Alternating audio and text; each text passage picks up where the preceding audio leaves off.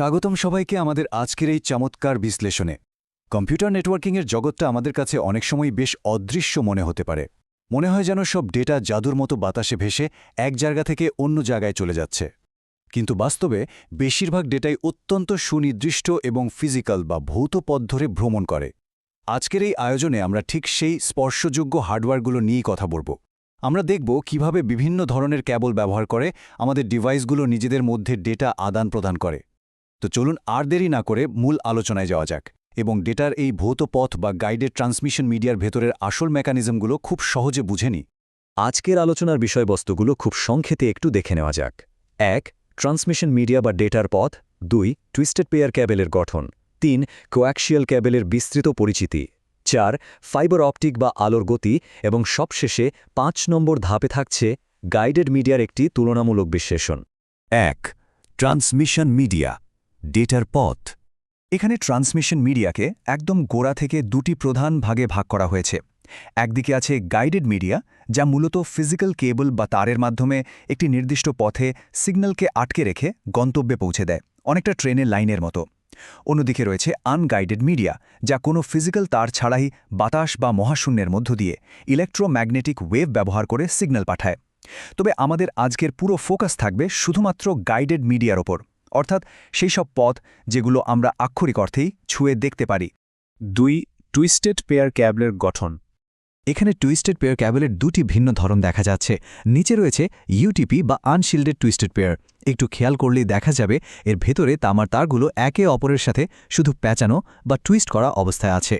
মজার ব্যাপার হলো, ঠিক এই প্যাঁচানোর কারণেই বাইরের ইলেকট্রোম্যাগনেটিক ইন্টারফেরেন্স বা নয়েজ একেবারে বাতিল হয়ে যায়।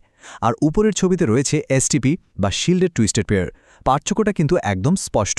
এখানে তারের জোড়াগুলোর চারপাশে একটি ধাতব ফয়েল বা মেটালিক শিল্ড দেওয়া আছে, মূলত বড় বড় শিল্প কারখানার মতো যেখানে প্রচুর ইন্টারফেরেন্স থাকে, ঠিক সেসব প্রতিকূল পরিবেশের জন্যই একে তৈরি করা হয়েছে। তো এখানকার সবচেয়ে গুরুত্বপূর্ণ বিষয়টা হলো লোকাল এরিয়া নেটওয়ার্ক বা ল্যান তৈরির ক্ষেত্রে এই টুইস্টেড পেয়ার কেবল অত্যন্ত সাশ্রয়ী। বিষয়টিকে আমাদের প্রতিদিনের জীবনের সাথে মেলালে খুব সহজেই বোঝা যায়। আমাদের বাসাবাড়িতে ওয়াইফাই রাউটার বা কম্পিউটারের পেছনে যে ক্যাবলটি ব্যবহার করা হয় সেটি মূলত এই ইউটিপি বা আনশিল্ডেড টুইস্টেড পেয়ার ক্যাবল, যেমন ক্যাট5ই বা ক্যাট6। এইগুলো খুব সহজে বাঁকানো যায় এবং ব্যবহার করাও বেশ সোজা। আর এই ক্যাবলগুলোকে ডিভাইসের সাথে যুক্ত করার জন্য একটি নির্দিষ্ট ধরনের কানেক্টর ব্যবহার করা হয়। এই অত্যন্ত পরিচিত কানেক্টরটির ক্লোজ আপ দৃশ্য আমরা সবাই কম বেশি দেখেছি, তাই না? একেই বলা হয় RJ45 কানেক্টর। এই ছোট্ট স্বচ্ছ প্লাস্টিকের টুকরোটি কিভাবে টুইস্ট করা তামার তারগুলোর প্রতিটি মাথাকে আলাদাভাবে ডিভাইসের পোর্টের সাথে সংযুক্ত করার কাজ করে যাচ্ছে, তা সত্যি অসাধারণ। এটি না থাকলে ভৌত সংযোগটি স্থাপন করা প্রায় অসম্ভবই হতো। ৩. কোয়াক্সিয়াল ক্যাবেলের বিস্তারিত পরিচিতি। এবার একটু পুরনো কিন্তু অত্যন্ত শক্তিশালী একটি ক্যাবেলের প্রস্থচ্ছেদ বা ক্রস সেকশনের দিকে তাকানো যাক। এটি হল কোয়াক্সিয়াল ক্যাবেল, যা আগেকার দিনের ঐতিহ্যবাহী ইথারনেট নেটওয়ার্কে প্রচুর ব্যবহৃত হতো। তবে বর্তমানে এটি ব্রডব্যান্ড ইন্টারনেট কানেকশন এবং বিশেষ করে আমাদের বাসাবাড়ির ডিশকে বা কেবল টেলিভিশনের লাইনে সবচেয়ে বেশি চোখে পড়ে। এর গঠনটা কিন্তু সাধারণ তারের চেয়ে বেশ আলাদা এবং একটু জটিল। চলুন কেবলটির স্তরগুলো একটা একটা করে ছাড়িয়ে এর ভেতরের রহস্যভেদ করা যাক। একদম বাইরের দিকে প্রথম ধাপে রয়েছে আউটার জ্যাকেট, যা মূলত একটি কালো রঙের প্লাস্টিকের আবরণ। এটি কেবলকে বাইরের যে কোনো আঘাত থেকে বাঁচায়। এর ঠিক নিচে দ্বিতীয় স্তরে রয়েছে একটি বোনা ধাতব জালিকা বা কন্ডাক্টিং শিল্ড। এটি বাইরের নয়েজ বা ইন্টারফিয়ারেন্সকে ভেতরে ঢুকতে দেয় না।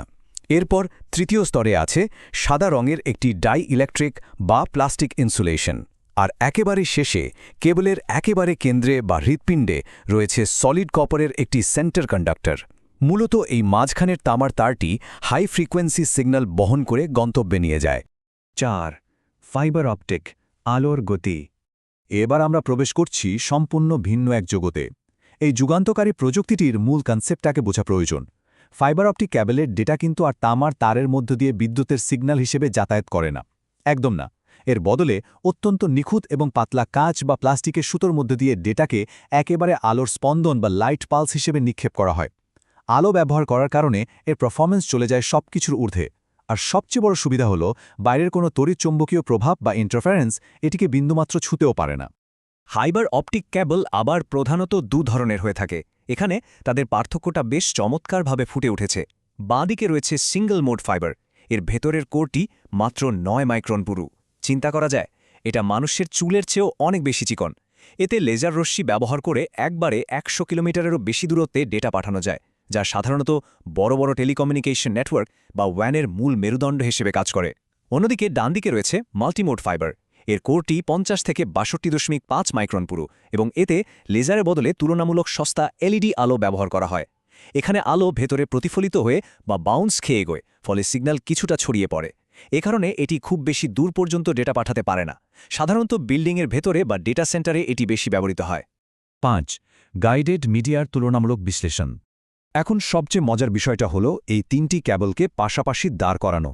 সিগন্যাল কোয়ালিটি তুলনা করলে দেখা যায় টুইস্টেড পেয়ার এবং কোঅ্যাক্সিয়াল ক্যাবল দুটোই ইলেকট্রিক্যাল সিগন্যাল ব্যবহার করে, তাই এগুলোর অ্যাটেনিউয়েশন বা সিগন্যাল হারিয়ে যাওয়ার প্রবণতা অনেক বেশি। বিশেষ করে টুইস্টেড পেয়ার নয়েজের কাছে বেশ দুর্বল। কিন্তু ফাইবার অপটিকের ক্ষেত্রে চিত্রটা সম্পূর্ণ উল্টো। এটি কাচের ভেতর দিয়ে আলোর ফোটন ব্যবহার করে, ফলে এর নয়েজ ইমিউনিটি অকল্পনীয় রকম বেশি এবং সিগন্যাল প্রায় কোনো বাধা ছাড়াই বিশাল দূরত্ব পাড়ি দিতে পারে। আর ব্যান্ডউইথের কথা যদি বলি, কপার ক্যাবলগুলো যেখানে কয়েক গিগাবিট পর্যন্ত সাপোর্ট করে, ফাইবার অপটিক সেখানে তাত্ত্বিকভাবে টেরাবিট পার সেকেন্ড স্পিড দিতে সক্ষম। এটা একটা বিশাল লাফ। এবার চলুন কিছু ব্যবহারিক বা লজিস্টিক দিক বিবেচনা করা যাক। সবকিছুরই তো ভালো মন্দ থাকে, তাই না? ফাইবার অপটিকের সুবিধা তো আমরা দেখলাম যে এটি 100 কিলোমিটার পর্যন্ত ডেটা পাঠাতে পারে এবং এর নিরাপত্তা বা সিকিউরিটি অত্যন্ত বেশি, কারণ আলো থেকে সিগন্যাল চুরি বা ট্যাপ করা প্রায় অসম্ভব ব্যাপার। কিন্তু এর একটা বড় ট্রেড অফ বা অসুবিধা আছে। ফাইবার অপটিক খুব ভঙ্গুর, এটি ইনস্টল করা বেশ খরচের ব্যাপার এবং এর জন্য অভিজ্ঞ বিশেষজ্ঞের প্রয়োজন হয়। অন্যদিকে টুইস্টেড পেয়ার ক্যাবেলের রেঞ্জ মাত্র 100 মিটার এবং সিকিউরিটি কম হলেও এটি অত্যন্ত সস্তা, ফ্লেক্সিবল বা সহজে বাঁকানো যায় এবং যে কেউ খুব সহজেই RJ45 কানেক্টর দিয়ে এটি ইনস্টল করে ফেলতে পারে। তাই পরিস্থিতি আর বাজেটের উপর ভিত্তি করে নির্দিষ্ট নেটওয়ার্কের জন্য সঠিক ক্যাবেলটি নির্বাচন করতে হয়। তামার তারের যুগ থেকে শুরু করে কাচের ফাইবারে আলোর গতিতে ডেটা পাঠানোর এই অভাবনীয় বিবর্তনের পথ চলা সত্যি মুগ্ধ করার মতো। ডেটার এই ভৌত মাধ্যমগুলোই কিন্তু আজকের এই আধুনিক পৃথিবীর প্রতিটি কোণাকে একে অপরের সাথে যুক্ত করে রেখেছে। তবে শেষ করার আগে একটা বিষয় খুব গভীরভাবে ভাবার মতো। বিশ্বজুড়ে ডেটার চাহিদা প্রতিদিন জ্যামিতিক হারে বেড়েই চলেছে। এই বিপুল আর অসীম চাহিদার যোগান দিতে ভবিষ্যতের চূড়ান্ত ভৌত ট্রান্সমিশন মিডিয়া হিসেবে কাচের ফাইবারের জায়গা একদিন কে নেবে? নতুন কোনো যুগান্তকারী মেটেরিয়াল কি আমাদের নেটওয়ার্কিংয়ের ধারণাকে আবারও আমূল বদলে দেবে? এই প্রশ্নটি ভাবনার জন্যই থেকে গেল। আমাদের আজকের এই আলোচনা থেকে নিশ্চয়ই নেটওয়ার্কিংয়ের ফিজিক্যাল জগৎ সম্পর্কে অনেক অজানা তথ্য জানা গেল। প্রযুক্তিকে জানার এই আনন্দময় যাত্রা এভাবেই অব্যাহত থাকুক।